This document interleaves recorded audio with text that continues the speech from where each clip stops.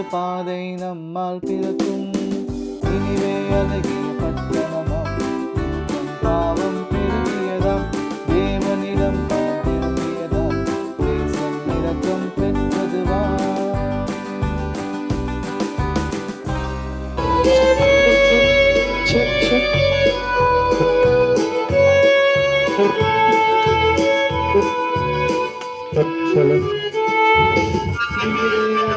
பட்டணமாம், நித்தம் பாவம் பெருகியதாம், தேவனிடம் மனம் திரும்பியதாம், தேசம் இரக்கம் பெற்றதுவாம்.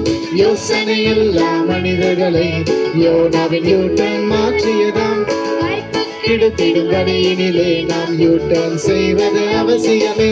இயேசுவிடம் நாம் வந்தால் நம் வாழ்க்கை யூட்டன் ஆகும்.